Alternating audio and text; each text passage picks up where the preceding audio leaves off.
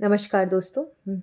अगर आप इस चैनल पर नए हैं या पहली बार आए हैं या गलती से आ गए हैं, तो फिर बने रहो इस वीडियो के एंड तक, क्योंकि आज मैं आपको एक ऐसी स्टोरी सुनाने वाली हूँ जो बिल्कुल सच है, सेल्फ़ रिस्पेक्ट पर है। पहले मुझे समझ नहीं आता था कि सेल्फ़ रिस्पेक्ट आखिर होती क्या है? लेकिन जब मैंने नेहा की स्टोरी सुनी, तो मुझे बिल्कुल फ़ील और एहसास हो गया इस चीज़ का कि असल में सेल्फ़ रिस्पेक्ट तो इसी को कहते हैं। और अब से मेरे इस चैनल पर रोज़ाना एक स्टोरी तो आएगी ही आएगी। मैं आऊँगी आपसे मिलने के लिए रोज़। अगर आपको भी मुझसे मिलना है, मेरी एक कहानी, एक अच्छी बात रोज़ सुननी है, तो इस चैनल को सब्सक्राइब तो करना ही पड़ेगा। और अपने दोस्तों के साथ में, अपनी मम्मी के साथ में, अपने जितने भी आपके फ्रेंड्स हैं ना, उनके साथ में शेयर करने की ज़िम्मेदारी आपकी है। चलो अब बिना देर करे मैं आपको स्टोरी सुना देती हूँ नेहा की। तो नेहा हमारे घर की मेड है और पहले वो हमारे पास में आई थी काम लेने के लिए, तो मैंने उन्हें मना कर दिया था क्योंकि उस टाइम पर हमारे घर में मेड ऑलरेडी थी। लेकिन आप जानते हैं मेड का क्या रहता है, वो कभी भी छुट्टी पे चली जाती है। तो इस बार मेरी बाई बिना बोले छुट्टी पे चली गई। अब मुझे याद आई नेहा, तो मैंने नेहा से कहा, नेहा काम करोगी? उसने बहुत खुशी-खुशी कह दिया, हाँ, और वो अगले दिन मेरे पास काम करने के लिए आ गई।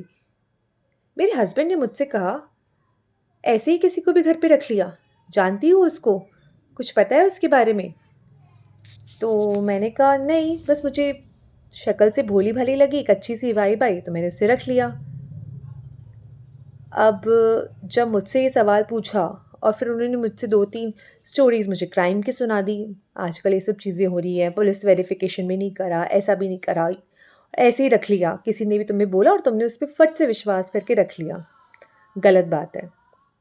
अब मैंने उनको तो मना कर दिया बट शक का एक बीज तो मेरे अंदर आ ही गया। क्या पता कैसी है? फिर मैंने उससे इंटरैक्शन करना स्टार्ट करा और उससे पूछा, तो नेहा क्या करती हो? कहाँ रहती हो? बोली पास में ही रहती हूँ। मैंने बोला कौन-कौन है तुम्हारे साथ में? बोलती मैं हूँ और मेरी सास है। मैंने कहा और तुम्हारा हस्बैंड? बोलती हस्बैंड हस्बैंड नहीं है। हस्बैंड को गए हुए तो 4 साल हो चुके हैं। मैंने कहा ओह! बट तुम तो यंग हो, स्मार्ट हो, शादी क्यों नहीं कर रही? तो उसने कहा कि मुझ जैसी औरतों की शादी कहाँ होती है? मैंने कहा इसका क्या मतलब था? क्योंकि तुम तो अच्छी भी लगती हो, अभी उम्र भी तुम्हारी ज़्यादा नहीं है, बच्चे हैं तुम्हारे?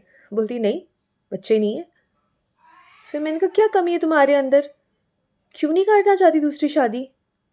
और अपनी सास के साथ में क्यों रह रही हो? तुम्हारा घर नहीं है?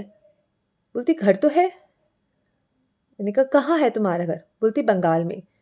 मैंने कहा बंगाल वापस चले जाओ, मैं तुम्हारी टिकट्स करा देती हूँ। बोलती नहीं, अब मैं उस घर कभी भी वापस नहीं जाऊँगी। आई वाज़ वेरी क्यूरियस कि ऐसा क्यों बोल रही है ये? मैंने कहा मेरे को बिल्कुल समझ नहीं आ रहा है।